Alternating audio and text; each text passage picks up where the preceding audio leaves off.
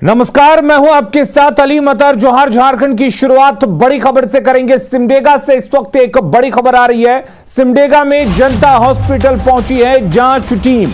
Magistrate के नेतृत्व में 3 सदस्यीय मेडिकल बोर्ड जांच कर रही है। अस्पताल के सारे कागजातों को खंगाला जा रहा है। डॉक्टर की संख्या और स्टाफ की भी जानकारी ली जा रही है। बिना मंजूरी के ही अस्पताल ने महिला का ऑपरेशन कर दिया था और मौत के बाद पैसे के लिए शव को भी अस्पताल ने बंधक बना लिया था।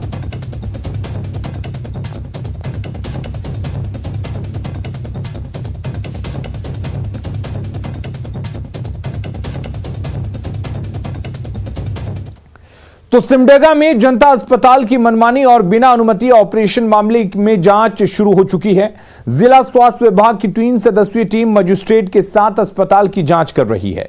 जांच में दोषी पाए जाने पर कानूनी कार्रवाई की जाएगी। जायजा लिया हमारे संवाददाता श्रीराम पुरी ने।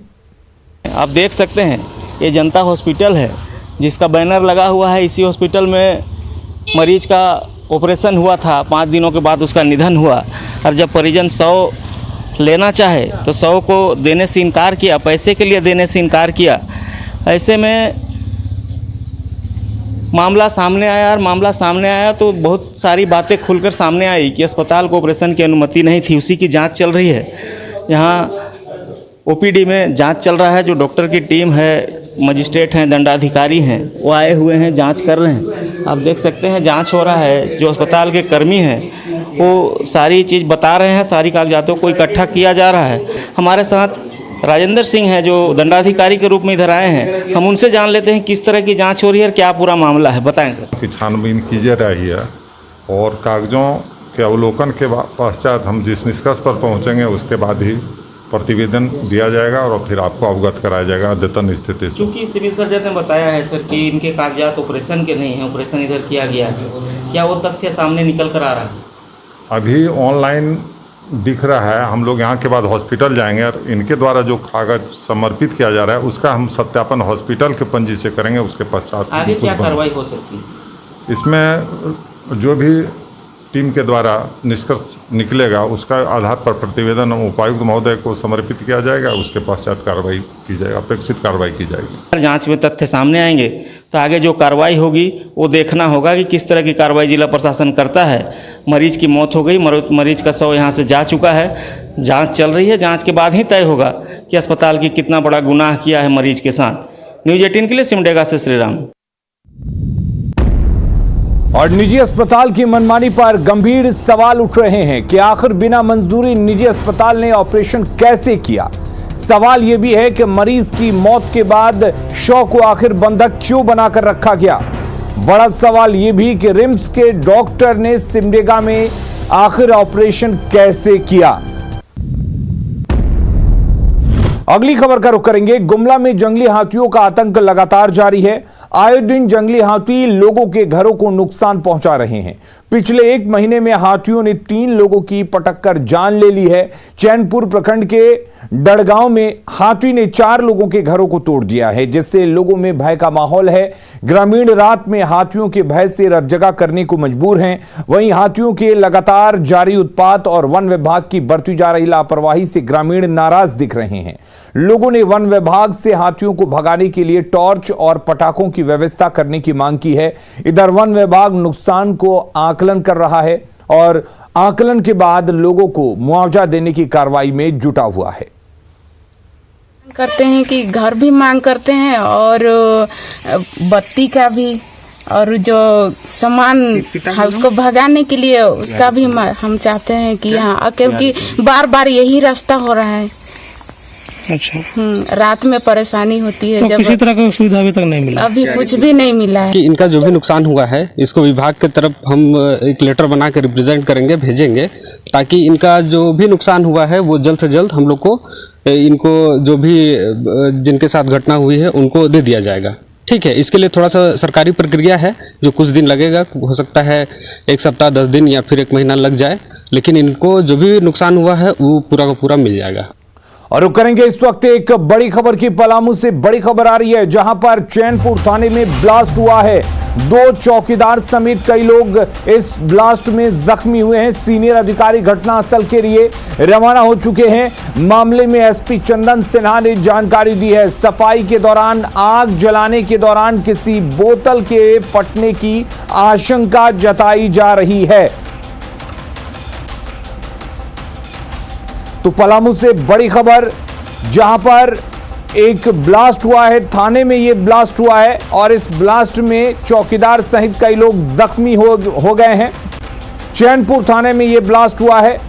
2 चौकीदार समेत कई लोग जख्मी हुए हैं। हालांकि सीनियर अधिकारी मौके के लिए रवाना हो चुके हैं, लेकिन जो शुरुआती जांच में बात सामने आ रही है उस दौरान सफाई के दौरान आग लगाने पर किसी बोतल में आग लगी और उससे ब्लास्ट हुआ। हमारे साथ संवाददाता संजय जुड़े हुए हैं।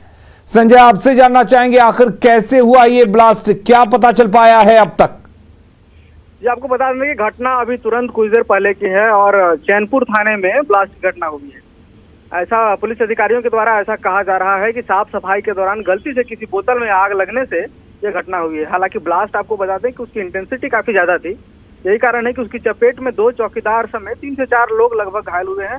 अभी फिलहाल सारे लोग पुलिसकर्मी ही बताए जा रहे हैं। किसी सिविलियन की कोई क्षति अभी फिलहाल नहीं बताई जा रही है जी। बाकी हम वरीय अधिकारियों के साथ लगातार संपर्क में हैं। लेकिन संजय, जैसा कि आप भी बता रहे हैं और जो पुलिस के अधिकारी हैं वो बता रहे हैं कि एक बोतल में विस्फोट हुआ है, तो आखिर बोतल में क्या था यह भी जांच का विषय है कि इतना बड़ा विस्फोट हो गया कि चौकीदार सहित कई लोग घायल हो गए हैं। बिल्कुल, ये बिल्कुल जांच का विषय है और इसी बात को लेकर के पलामू एसपी चंदन सिन्हा समेत यहाँ के जो सदर एसडीपीओ हैं के विजय शंकर सभी मौके पर मौजूद है और इस चीज की जांच कर रहे हैं कि आखिर इतनी बड़ी विस्फोट कैसे हुई। अगर बोतल में क्या कोई ज्वलनशील पदार्थ था या उस बोतल के साथ और भी कुछ सामान थाने में रखे हुए थे जिस कारण हुआ। तो ये फिलहाल अभी जांच का विषय है और पुलिस लगातार इस पर कहें तो जांच कर रही है। चलिए, बहुत बहुत शुक्रिया संजय, आपका तमाम जानकारी देने के लिए। नजर बनाए रखिए। अगली खबर का रुख करते हैं। गिरिडीह के गांवा में 1 सप्ताह से लापता युवक मामले का पुलिस ने खुलासा कर दिया। दरअसल गांवा निवासी सोनू रविदास पिछले 1 सप्ताह से लापता था, जिसकी हत्या की आशंका पर लोगों ने थाने के घेराव करते हुए हंगामा भी किया था। इसके बाद एक्शन में आई पुलिस ने नदी के किनारे से उसकी बाइक को बरामद किया था। स्नाइपर डॉग की सहायता से उसके शव की तलाशी की गई, लेकिन कोई सुराग नहीं मिला। ऐसे में जब पुलिस ने 4 लोगों को गिरफ्तार किया और उसके बाद उनसे पूछताछ की गई, तो पूछताछ में न केवल बालू में गड़ा शव मिला बल्कि हत्या में इस्तेमाल किया गया कुदाल भी बरामद किया गया। पूरे मामले ने राजनीतिक रंग भी पकड़ लिया है। जब बीजेपी नेता बाबूलाल मरांडी ने मृतक सोनू के परिजनों से मुलाकात की और थानेदार पर लापरवाही के आरोप में कार्रवाई की मांग की। हत्या कर दी गई है और शव को नदी किनारे छिपा दिया गया है। उसके निशानदेही पे शव बरामद कर लिया जाता है और मामला दर्ज होता है। तत्पश्चात इसे गंभीरता से देखते हुए कड़ाई से पूछताछ करने पर पता चलता है कि इन्होंने जो शव दफनाने के लिए कुदाली का उपयोग किया गया था, वो कुदाली भी वहाँ पे हम लोग को उपलब्ध कराया। दंडाधिकारी की नियुक्ति हुई और वीडियोग्राफी करते हुए शव को निकाला गया। तो इसलिए थानेदार के ऊपर तो कार्रवाई होनी चाहिए और उसके साथ साथ पूरे मामलों की जांच होनी चाहिए कि आखिर इसके पीछे कौन लोग हैं, क्यों इनकी हत्या की गई, और अगर कोई बाहर में भी छुपे हुए होंगे जिनके ओर से अगर इस प्रकार की अंजाम को दिया गया है, ताकि उसको भी खोज निकालें और उनको भी सजा मिले। दुर्भाग्यपूर्ण है और हम तमाम नागरिकों से अपील करते हैं कि अपराधियों के खिलाफ एकजुट होकर के लड़ने की ज़रूरत है और सोनी के परिवार को जब तक इंसाफ नहीं मिलेगा हम लोगों की लड़ाई जारी रहेगा। और कोई भी पुलिस प्रशासन यदि अपराधियों को संरक्षण देने और आम जनता के साथ दुर्व्यवहार करेगा तो हम लोग किसी भी शर्त पर मंजूर नहीं करेंगे। ऐसे विभाग के खिलाफ लड़ाई। पाकुड़ में चोरों की उत्पात से पुलिसकर्मी भी सुरक्षित नहीं है। सीआईडी में तैनात पुलिसकर्मी के घर लाखों रुपए की चोरी हुई। घटना की सूचना मिलते ही एसडीपीओ मौके पर पहुंचे और मामले की जांच में जुट गए। मामला पाकुड़ नगर थाना क्षेत्र के शहरकोल गांव का है, जहां सीआईडी में पदस्थापित नंदेश्वर ठाकुर के घर चोरी की घटना हुई। नंदेश्वर अपने पूरे परिवार के साथ शादी समारोह में गए थे। बंद घर देख चोरों ने एक घर में घुसकर अलमीरा तोड़ा और लाखों के जेवर और गहने लेकर फरार हो गए। एसडीपीओ ने जल्द ही चोरों की पहचान कर गिरफ्तारी का दावा किया है।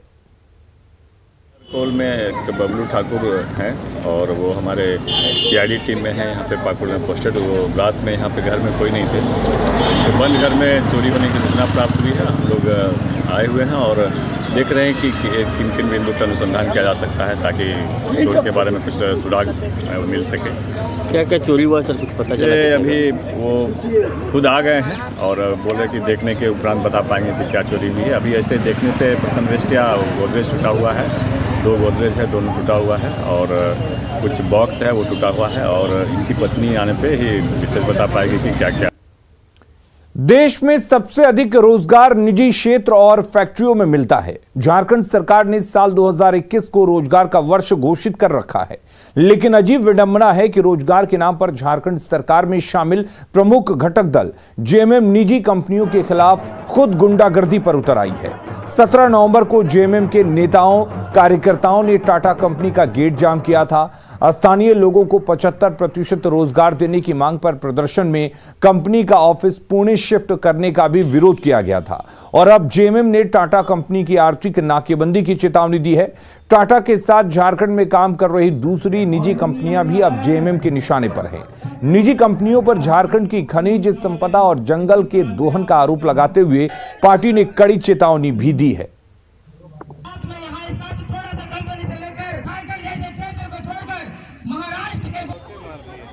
खाली बस रंग कलर दिखा रहे हैं। तो निजी कंपनियों के खिलाफ जेएमएम की गुंडागर्दी से कई गंभीर सवाल भी खड़े हो रहे हैं। सबसे बड़ा सवाल यह है कि क्या ऐसी गुंडागर्दी जारी रहेगी तो झारखंड में औद्योगिकीकरण हो पाएगा? जब नया उद्योग आने को तैयार नहीं है तो क्या पुराने उद्योगों को परेशान किया जाएगा? क्या धमकी और गुंडागर्दी से राज्य में उद्योग पनपेंगे? बड़ा सवाल यह भी है। और सवाल यह कि आखिर आदिवासियों के नाम पर कब तक गुंडागर्दी की जाएगी? बारियों के नाम पर आखिर स्थानीय लोगों को कब तक बरगलाया जाएगा? कौशल विकास में फेल सरकार अनट्रेंड लोगों को नौकरी देने पर क्यों अड़ी हुई है? वहीं इस पूरे घटनाक्रम से सरकार के पास उद्योग और रोजगार को लेकर स्पष्ट नीति और क्लियर विजन का अभाव भी दिख रहा है।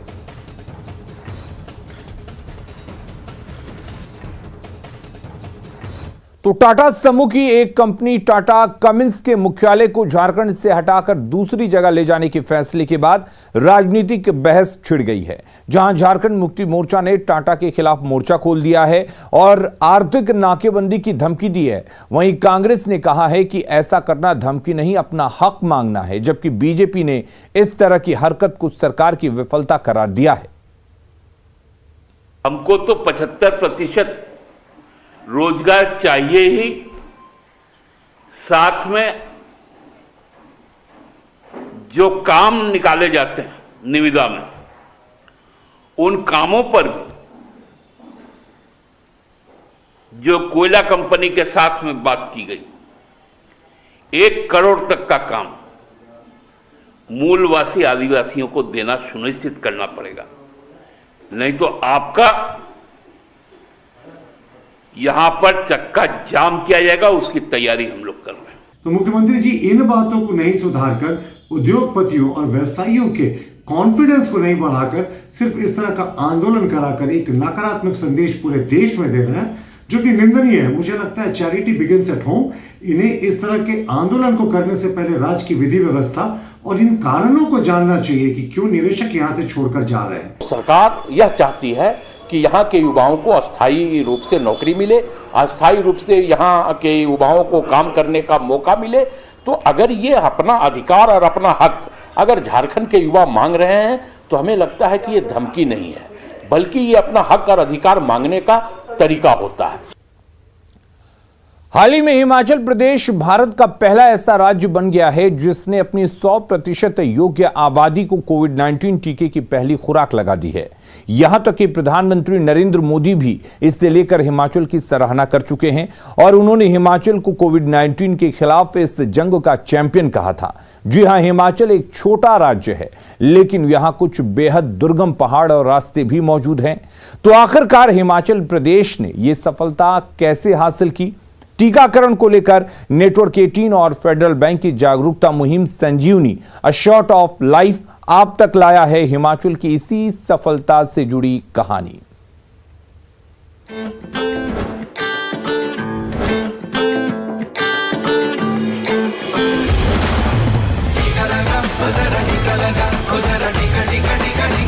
सौ वर्ष की सबसे बड़ी महामारी के विरुद्ध लड़ाई में हिमाचल प्रदेश चैंपियन बनकर के सामने आया है। जब बात आती है कोविड-19 टीकाकरण की, तो हिमाचल प्रदेश ने सभी जरूरी काम तय नियम के मुताबिक किए। तो आखिरकार इन राज्यों ने कौन सा सही तरीका अपनाया? हम सभी हिमाचल प्रदेश से क्या सीख सकते हैं? We had worked very hard in the tribal districts because of upcoming winters. We were planning that we have to finish the second dose over there. So the vaccine allocation at the state level was done towards this tribal districts. The vaccine was shifted as per their estimated requirements, and population was vaccinated at the earliest. As overall, talking about the state for pace of vaccination, our monitoring part is very strict on our side, because from the top end, maybe it's the Honorable Chief Minister or the Health Minister, at the level of Chief Secretary, they are monitoring it on a weekly basis. The updates are going with them and they are reviewing it with all the deputy commissioners. With this, we had a help from other departments also for the mobilization of the beneficiaries who are due for vaccination. Last question to you, sir. I know every state is different, but if you had to, give a few tips as to what should every state be doing, which is, applicable there, what the best practices with Himachal has, implemented, what would they be? First of all, I would say you should have a good mechanism of monitoring the any program. Secondly, the support of the beneficiary, the service takers, I would say that really depends a lot on them. There should be transparency. There should be transparency. You should tell them everything, that whatever it is there, and people accept it.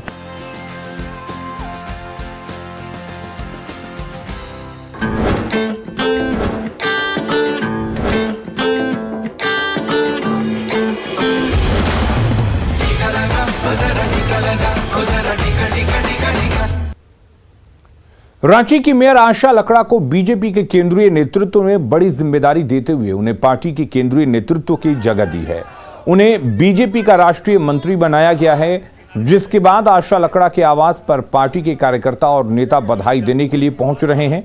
वहीं इस मौके पर mayor ने party में केंद्रीय अध्यक्ष JP Nadda और प्रधानमंत्री नरेंद्र मोदी के प्रति अपना आभार प्रकट किया और कहा कि पार्टी की तरफ से जो भी निर्देश मिलेंगे उसे पूरा करना उनका लक्ष्य होगा। लोगों का मैं हार्दिक शुभकामना और बधाई करती हूँ, और विशेषकर ललित ओझा जी अपने पुराना कार्य केंद्रीय नेतृत्व माननीय जेपी नड्डा, लोगों का मैं हार्दिक शुभकामना और बधाई करती हूँ, और विशेषकर ललित ओझा जी अपने पुराना कार्य केंद्रीय। न्यूज 18 की खास मुहिम मिशन साहस में हर हफ्ते हम आपको रूबरू कराते हैं एमएसएमई सेक्टर के उन साहसी कर्मवीरों की महागाथा से जिन्होंने मजबूत इरादों, कड़ी मेहनत, जज्बे और साहस से एमएसएमई सेक्टर में अपनी अलग पहचान बनाई।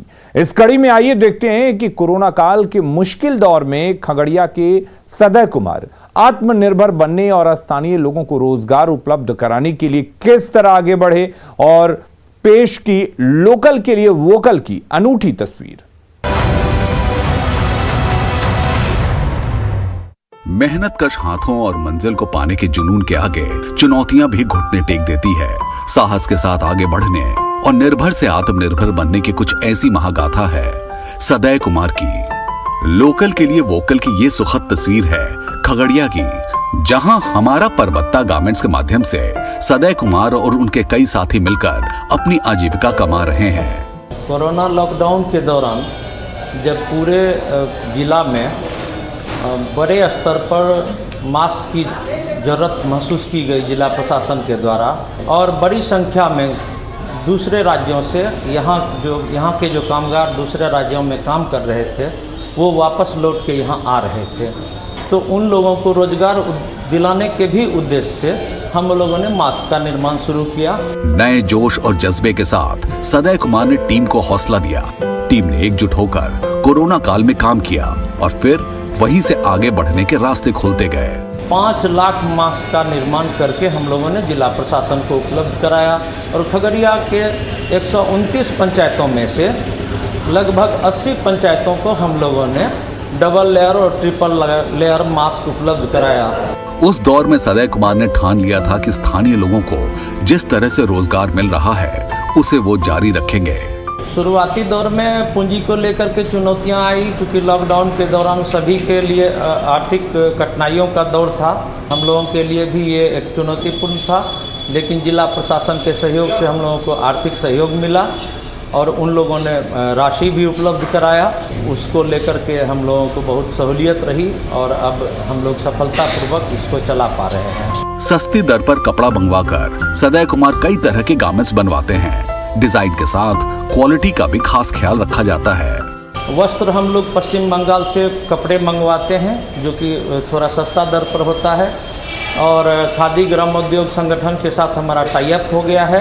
अभी फ़िलहाल हम लोग नाइटी, लूजर, Bermuda, half pant, shirt, kurta, pyjama, ये सब हम लोग यहाँ निर्माण कर पा रहे हैं। स्थानीय लोगों की जिंदगी में उम्मीद का सवेरा लाने वाले सदय कुमार ने उन जरूरतमंदों को अपनों के बीच रहकर रोटी कमाने का सुनहरा मौका दिया और अब आत्मनिर्भरता का दायरा बढ़ाने की कोशिश कर रहे हैं। अभी 300 पुरुष महिलाओं को रोजगार हम उपलब्ध करा पा रहे हैं और उस वजह से वो अपने घर पर रह करके अब रोजगार प्राप्त कर रहे हैं और आमदनी कमा रहे हैं।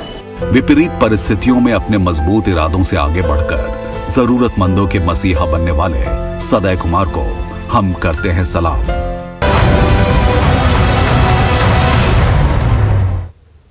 और जोहार झारखंड के इस बुलेटिन में फिलहाल के लिए इतना ही, लेकिन खबरें लगातार जारी रहेंगी। आप बने रहिए न्यूज़ 18 बिहार झारखंड के साथ।